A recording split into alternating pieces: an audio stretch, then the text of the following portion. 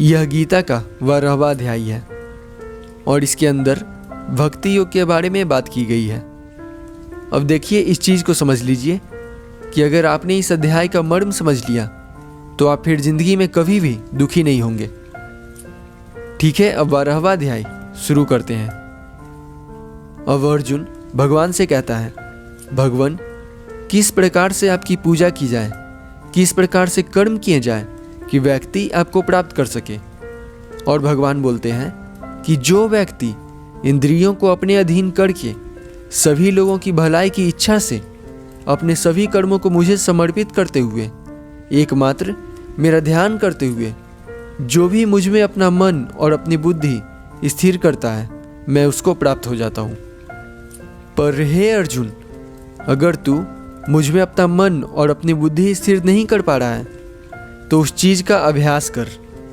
अभ्यास यानी लगातार कोशिश करते रहना। पर अगर तू अभ्यास भी नहीं कर पा रहा है तो जो भी कर्म करता है उस कर्म को मुझे समर्पित कर दे। अगर तू यह भी नहीं कर पा रहा है तो अपने सभी कर्मों के फल को तू त्याग दे। अब जरा सा इस चीज़ को समझ लीजिए कि कर्म का फल भगवान को समर्पित कर देना भक्ति योग है और कर्मों के फलों को छोड़ देना ज्ञान योग है।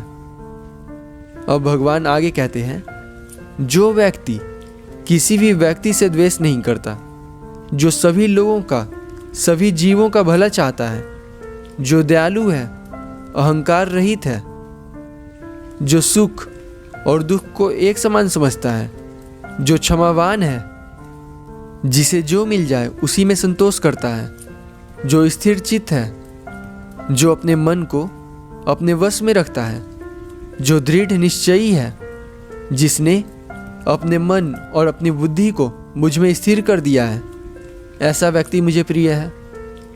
जो किसी भी जीव को परेशान नहीं करता और खुद भी किसी से भी परेशान नहीं होता, जिसे किसी भी चीज़ से हर्ष, भय और उत्तेजना नहीं होती, वह व्यक्ति मुझे प्रिय है।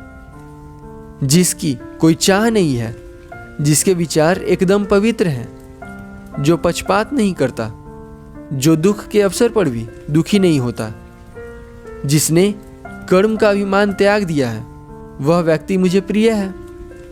जो अपनी पसंदीदा वस्तु को पाकर भी प्रसन्न नहीं होता, किसी से ईर्ष्या या द्वेष नहीं करता, जो किसी भी पदार्थ के मिलने या नहीं मिलने पर प्रसन्न या शोक नहीं करता, जिसे किसी भी प्रकार की कोई लालसा नहीं है, जिसने शुभ और अशुभ दोनों प्रकार के कर्मों का फल त्याग दिया है, वह व्यक्ति मुझे प्रिय है।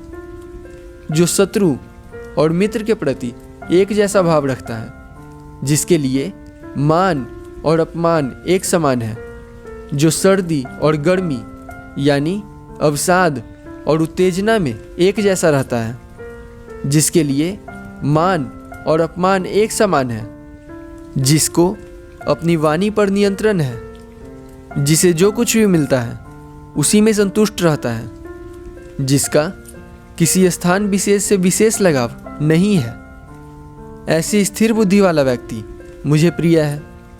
और इसी प्रकार के लोग मुझे प्राप्त कर पाते हैं और यही भक्ति योग है। इसके साथ गीता का 12वां अध्याय समाप्त होता है।